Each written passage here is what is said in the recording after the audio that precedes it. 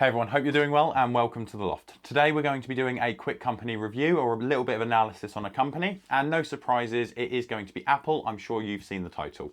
Now what we'll be doing is running Apple through a Bpi scoring matrix, which is the Ben Page investing scoring matrix, as well as a discounted cash flow valuation.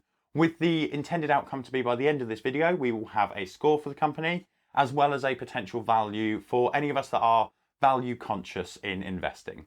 Obviously, all of this, especially the Bpi scoring, is quite subjective. So if there's anything you would have done differently, scored them slightly higher or slightly lower, do let me know down in the comments below and let's jump into the company review. Now, I'm just going to take a little bit of time to talk about Apple. I'm sure you know who they are and what they do, so I'm not going to spend very long here. But essentially, if you're not aware for any particular reason, they are a technology company. They produce multiple different products, most of which begin with an I, such as the iPad, the iMac, as well as the iPhone, which a lot of people tend to have.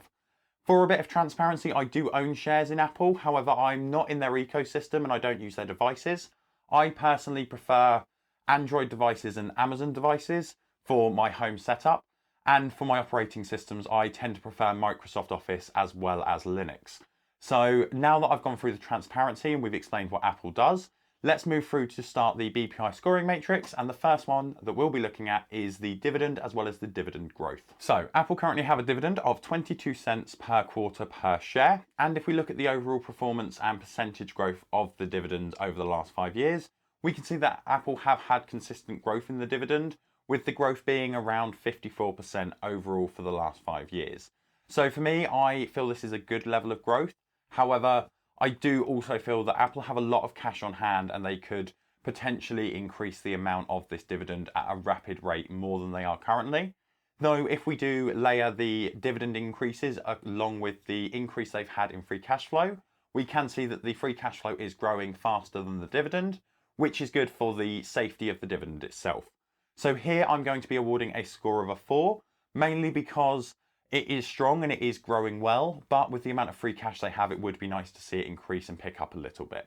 So now that that's done, we pop that into the scoring matrix and we can move on to the revenue and the revenue growth. Feeling quite well about this, and I'm going to be awarding a score of a 5, as Apple have a revenue increase of around 27% over the last 5 years, and they sit at a staggering figure of £274 billion in revenue. Then moving down the list, we come to net income, and for Apple, the total net income is around 76 billion. Over the last 5 years, there has been a growth and increase of around 67%. Due to this high figure and this high growth amount, I am thinking of giving another score of a 5 prior to moving on to the next figure, which is the all-important free cash flow. Now, free cash flow, they have had an increase from around 53 billion up to around 90 billion, which works out as an increase of 69%. So I feel again this is quite high, and a score of a 5 would be suitable. This is a high amount of growth for a very high number, and I personally feel that it's more impressive due to that, because it's a lot harder to double £50 billion a year or £50 million a year compared to £10,000 a year. So overall, I will be awarding a 5, and then we'll be moving across to the next category, which is the assets and the liabilities. And looking at current assets and the current liabilities, we have assets of 121 billion versus liabilities of 106 billion. And if we pull out slightly further and look at the wider area of total assets and total liabilities, we have assets of 337 billion versus liabilities of 267 billion. So here I'm going to give an overall score of a 4, as they have the ability to pay off essentially all of their debts and still have some cash and assets remaining. So overall, I'm quite happy with that. And then we can move on to the payout ratio.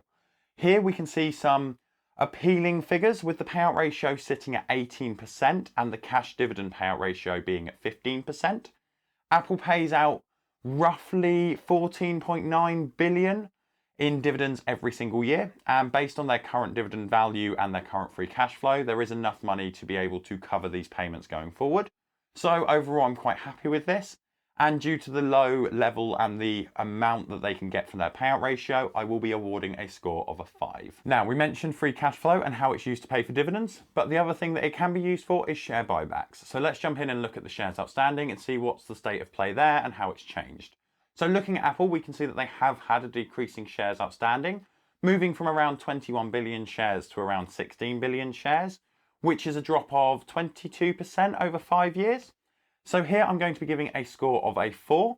And the reason for this is quite similar to the reason that I've given the dividends a 4, which is while I am happy and quite impressed with the rate of decrease in this case, I do feel that with the amount of free cash flow they've got, regardless of whether they could use it for other investing activities, I would like to see a sharper decrease in the shares outstanding given the amount of cash on hand that they have. Next, we have the return on equity, which is sitting at a percentage of 108%, which is increased by 200% over the last 5 years.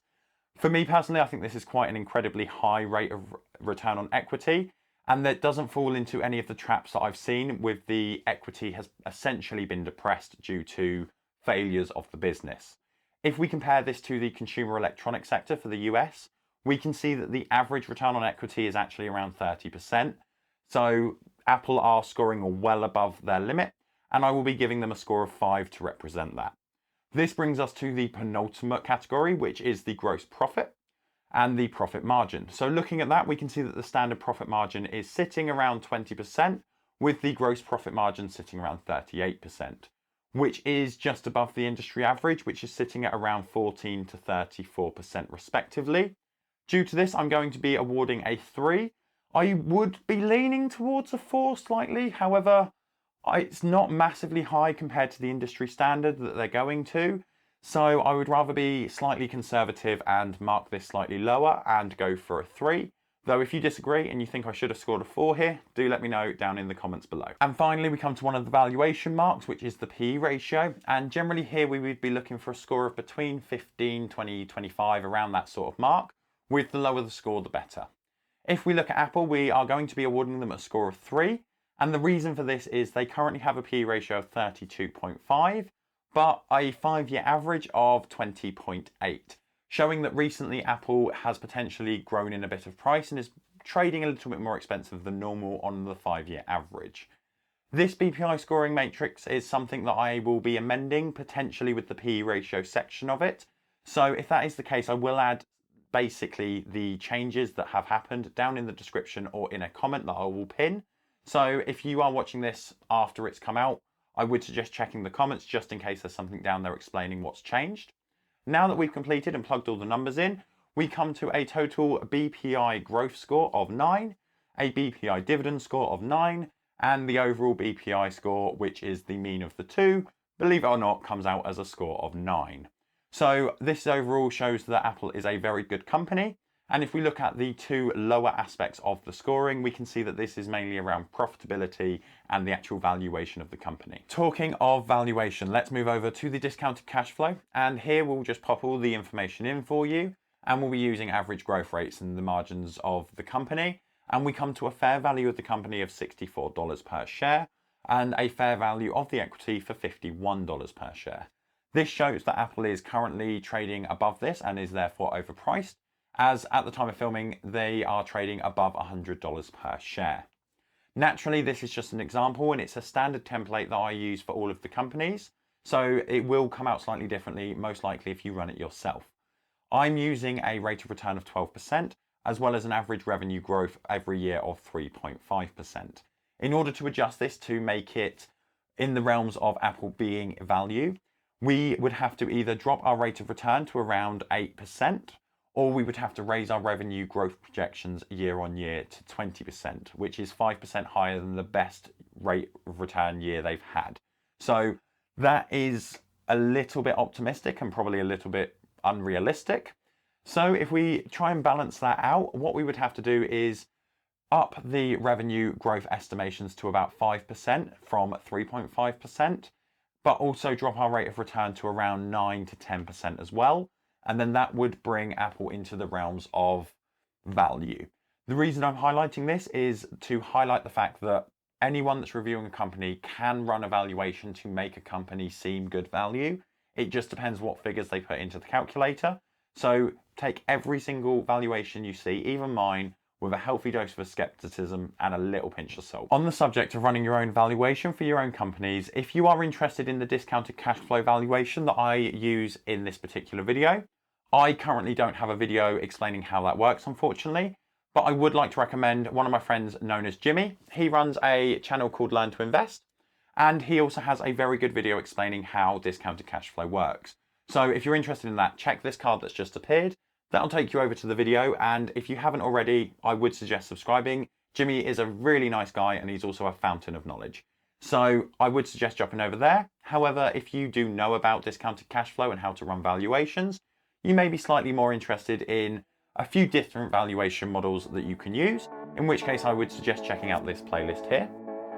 As always, if there's any particular subject that you want me to look into or a particular company you want me to review, do let me know down in the comments below. And until next time, remember to invest, save, and subscribe.